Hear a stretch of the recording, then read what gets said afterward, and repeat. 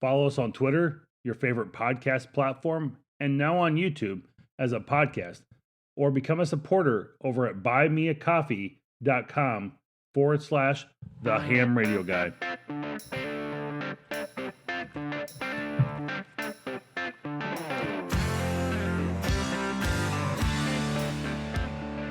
Hello and welcome to the Ham Radio Guy.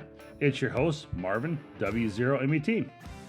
We're bringing you the latest of topics, news, and information each episode right here to this show.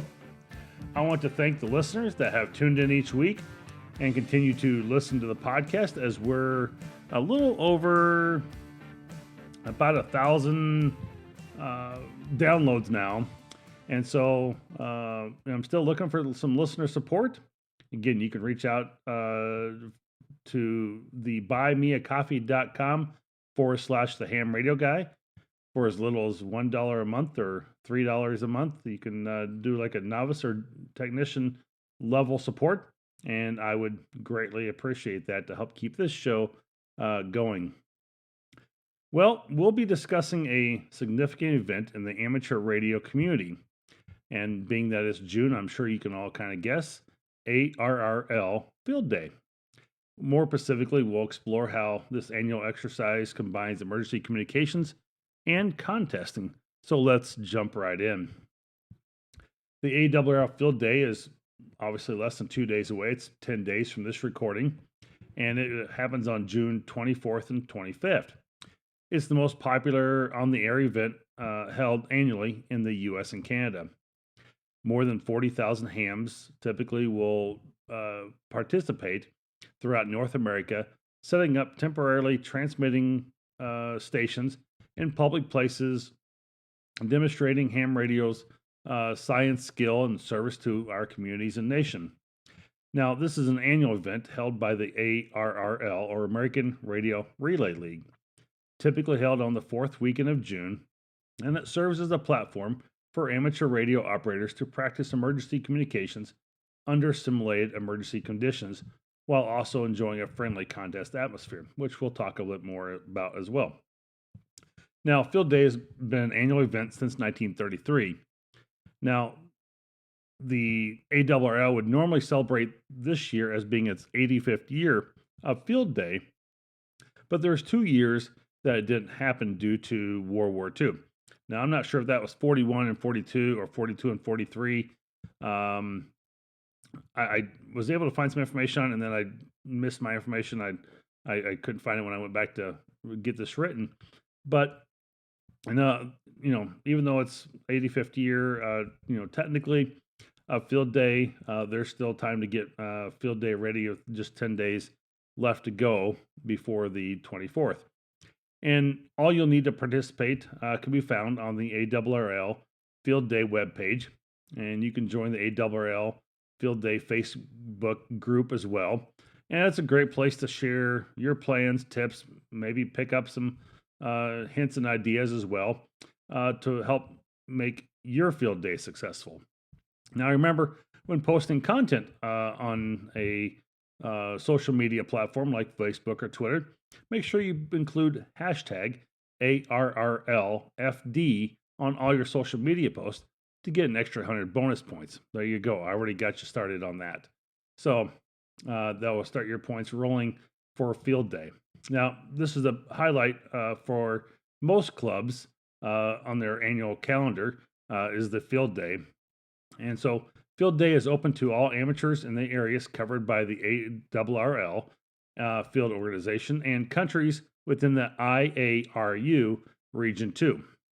Now, that don't mean that DX stations residing in other regions or countries may not participate. They can certainly be contacted for credit, and they may submit entries as a check log, but it's just simply that we're checking the people who submit here in the Region 2 or the ARRL field organization regions, just checking that contact, that it was ensured that both those contacts were in fact made against the other person.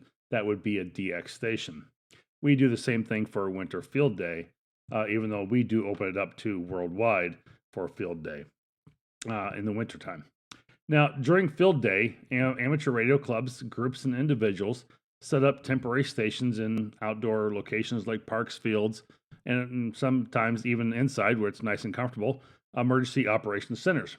Now, these stations are operated using typically alternative power sources and generators and batteries that are out in the field, uh, in the woods, or maybe in a park of some sort. Um, and that's to help simulate emergency situations where commercial power might not be available.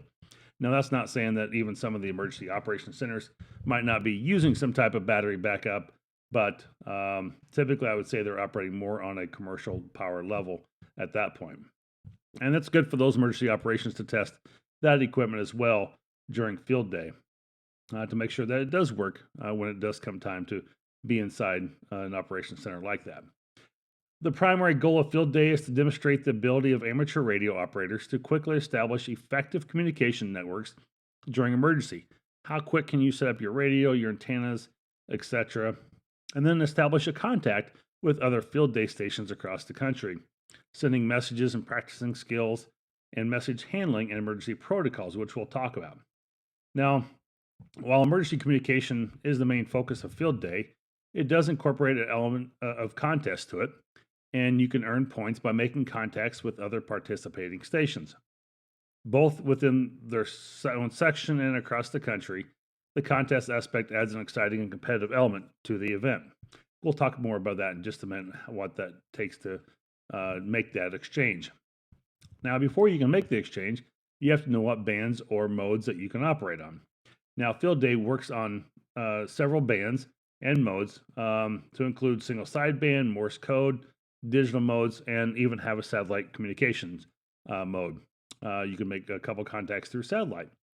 The permissible bands are 160, 80, 40, 20, 15, and 10 meter HF bands. Now, all bands 6 meters and above, including 2 meters and 440, you're able to operate on them as well. And I think VHF is kind of like a bonus station for additional points that you can use during field day. But again, check ARRL resources manual for that. But this gives you an opportunity to, really learn in abnormal situation, maybe in less than, optimal conditions. During Texas at summer field day, it's 110 degrees. In Minnesota, in a winter, it's a minus 20. So, again, it's not always sunny and summery everywhere. So it does give some people, an opportunity to definitely explore and showcase their skill in those subpar conditions using the different aspects of amateur radio, whether it be a WinLink connection or digital mode like JS8 or FT8 as well. Now, one unique aspect of field day is the exchange information during contacts, and the stations exchange their class, which indicates the type of operation. Now, A would be like for portable stations, B for home, E for emergency power or emergency operation centers, and it would be like 3 Alpha Tennessee. So we have 3 portable stations operating in Tennessee for this particular club that you're contacting. And my club would be K4 Fun. Look forward to that on field day. We will be on the air. This exchange not only adds to the contesting element, but also emphasizes the importance of providing accurate information and concise information being transported for messages during like an emergency situation. So that's why it's clear, concise, but also try to encourage you to make many more contacts and rack up some of those points. I think a lot of people would like to do as well. Now, while participating in field day is an excellent opportunity to hone emergency skills and test your equipment, and it gives you an opportunity to connect with fellow amateur radio operators, it's certainly a great time for technicians to learn from experienced operators and gain some practical experience. The opportunity for technicians to get on the air who do not have an opportunity for HF in some of those areas during the rest of the year, it gives them an opportunity to go out to a field day site, typically operated by a club, and you'd have a station called GOTA, Get on the Air. And this is for amateurs who may have not been on the air for a long time. Maybe this is just their first time getting on the air. Go out and find to the club and, hey, do you have a GOTA station available? And sometimes if you check the ARRL Field Day Station locator site, they might even say they have a go to site available on there. Now, um, you can go in there and make try and make as many contacts as either they have allowed, via time, or even if you just reach out to some of the normal clubs that may not have a go to station, but you can certainly operate under one of the other club members' call signs during that time, whether it be a general or extra class. So, even as a technician, if you've not been on the air, you want to catch a little bit of that HF bug, please reach out to a local club and try and get on the air during field day. I highly encourage that and welcome you in doing that. So this is a great time for you to actively participate in field day, and I hope that clubs will welcome newcomers to join their teams and visit their operating sites. It's a fantastic way to really immerse yourself in the amateur radio community and learn from experienced operators. Part of our community relationship building that we use during our field day is really our dinner on Saturday night, where we have many of our operators and club members will come with their spouses and family, which we encourage to come enjoy a great dinner and have some fellowship with our members and of various levels and ages. So again, whether you're an experienced operator or just getting started in amateur radio, consider participating in ARRL Field Day, as it combines the excitement of contesting with the vital practice of emergency communication, creating a unique and valuable experience for all involved. Now, don't forget to check out the ARRL.org Field Day for the official rules and swag and gear you can find there, and then to find a participating amateur radio in your club in your area. So, well, that wraps up our discussion on ARRL Field Day and the amalgamation of emergency communications and contesting in the amateur radio community. I hope this episode has inspired you to explore this remarkable event and participate in future field days. Now, as always, if you have any questions or topics you'd like us to cover in future episodes, please reach out to us at w0met@arrl.net and send me your topic of discussion that I can highlight and present on a future episode. Well, as I was preparing for a little transition here, my field day and getting my stuff ready and think about what I needed or what I wanted to do this year, I was thinking of getting a couple things. And so I reached out to a couple vendors. I'm going to do a little bit of a vendor segment, vendor highlight here, talking about some of the vendors that I deal with on a regular basis and how they really support the amateur radio community. And so I'd like to be able to dedicate a part of the show to that for just a moment here. ABR Industries out of Texas is a full-service cable assembly and bulk cable facility. Now, they make a lot of different products, and they're made to detailed specifications that ensure tight tolerances and the highest quality. They can create your custom cable for a variety of different services, whether it be RF, microwave, government, military, your county or local, municipal, and then of course amateur radio community markets. And they can produce all kinds of different connectors for you and find the cable you need. If you have any questions, you can certainly reach out there, ask for Chuck. He's a great guy, willing to help you. I'm sure many of you have met him at the different Hamfest when he is there at many other booths that they have presented at. Now, their products are made right here in the USA, and it's a woman-owned business. They do provide superior customer service, and their goal is to make you a lifetime customer. And they certainly have for me. I get all my cable through that. Even though I may only need a 2-foot section, I'll be happy to order it to them. Support the small business that, again, in return, supports the amateur radio community and gives back to us. To find out more information, visit the ABR Industries at abrind.com.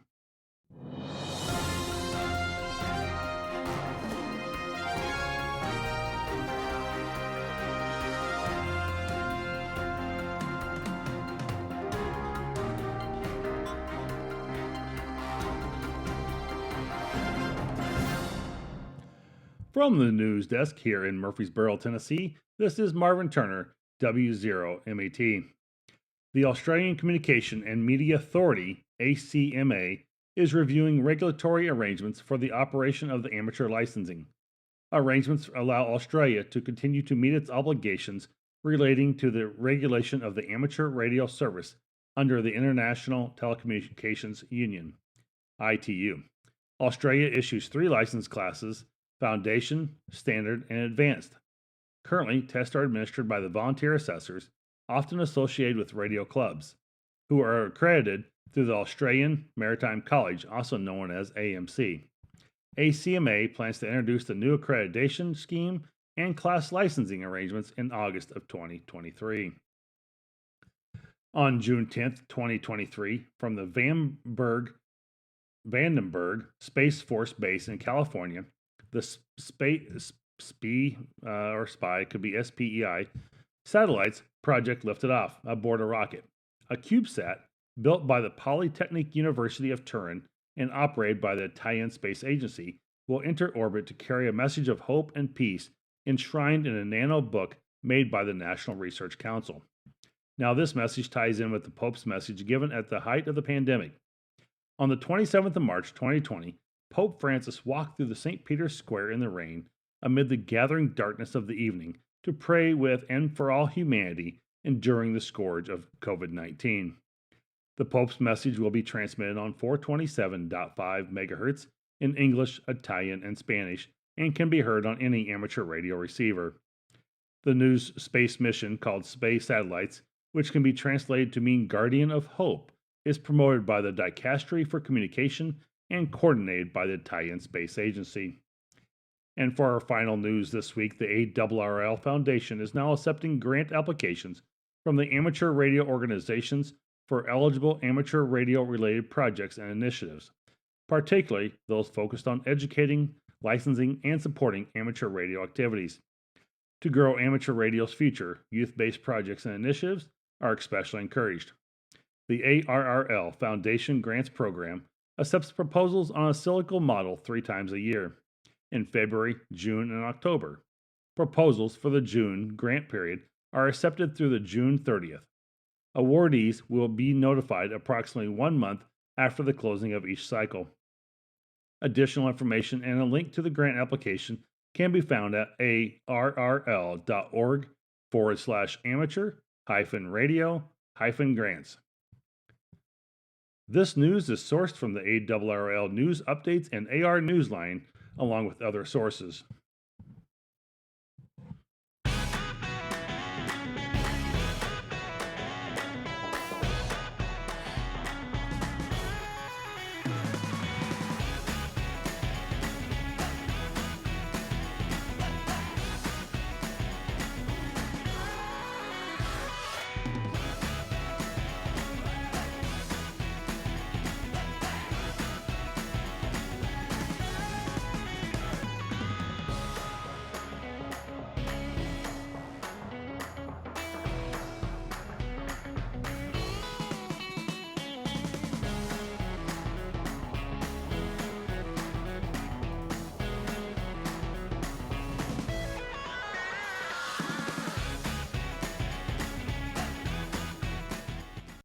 Well, that seemed like a kind of a quick cutoff there, but as we move into the Hamfest schedule and talk about some of those Hamfests that might be in your area, if you're looking for that new radio that came out during Hamvention, or even if you're looking for that connector or new accessory that you did not get during Hamvention or wasn't able to make it, there are several other Hamfests around the country that might be in your area coming up soon that you can visit and meet some of these great vendors again that I will be highlighting on some of these segments. Now, the first one being June 17th is the Knoxville Hamfest and Electronics Convention, hosting the ARRL Tennessee State Convention here in Knoxville, Tennessee, coming up this Father's Day weekend, just a few days from now, if you're in that area. The SVARC Summer Hamfest is hosting the ARRL North Dakota Section Convention in Minot, North Dakota on July 8th. And just a week later, July 15th, the Sioux Empire Amateur Radio Club Tailgate Hamfest will be hosting the ARRL South Dakota Section Convention in Sioux Falls. On July 29th, you've got the CVARC 2023 Hamfest hosting the ARRL Pennsylvania State Convention in Chambersburg, Pennsylvania.